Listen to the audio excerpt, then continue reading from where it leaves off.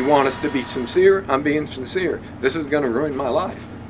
Luis Alvarez works as a motorman on the Ocean Monarch, a deepwater oil rig in the Gulf of Mexico.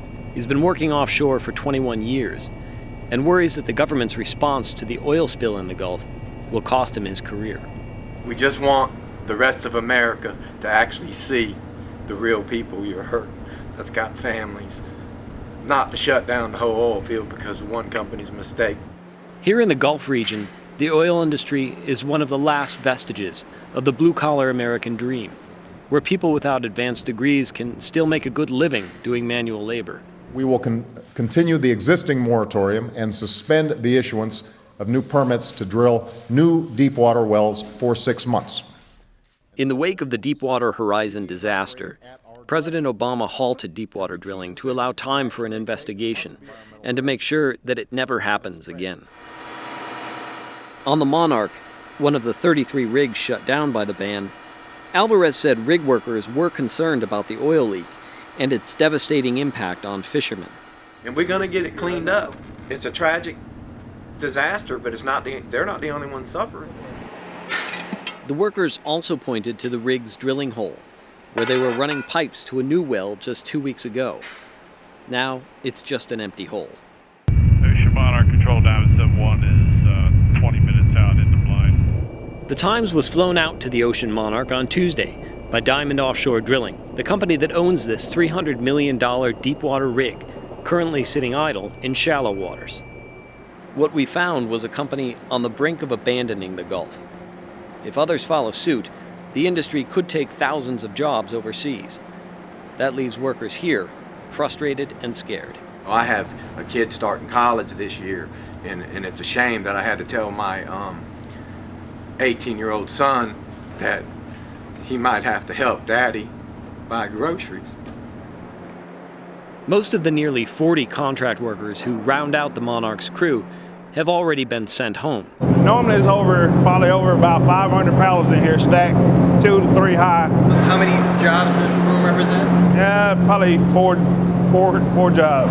Of ours, but then all the manufacturers and the handlers of the material all the way back to the mine site or whatever, there's probably, I bet there's 15 to 20 jobs. At shift change, Diamond Offshore Chief Executive Larry Dickerson met with some of his employees. The money's not coming in the door, and it's awfully tempting if we can find a job for one of these things.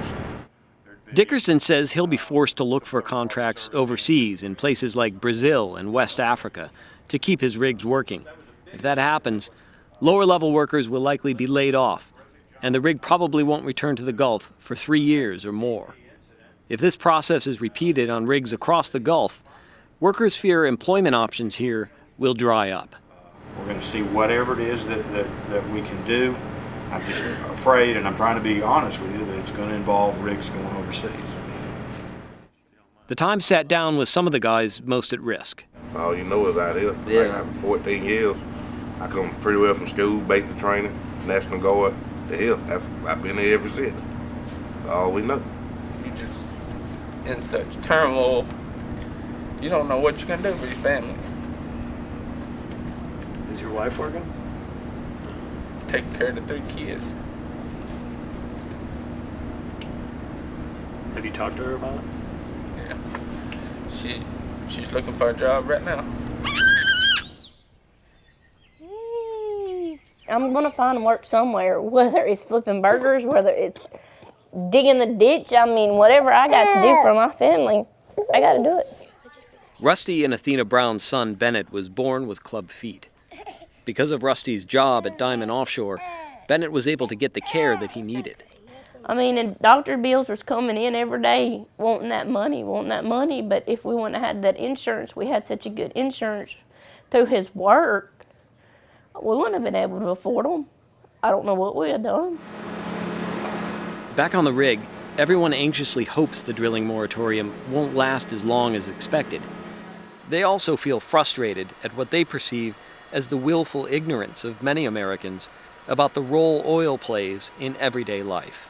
You know, you hear a lot of people saying that oil is ruining this and ruining that. We want to go green. Well, I don't see them riding horse and buggies. I mean, it's clear that, we pollute in when we use oil.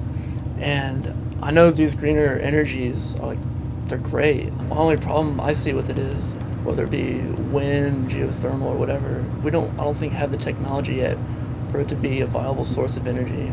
I really think oil still has, for at least the next 50 years, a big part in our country. Yeah.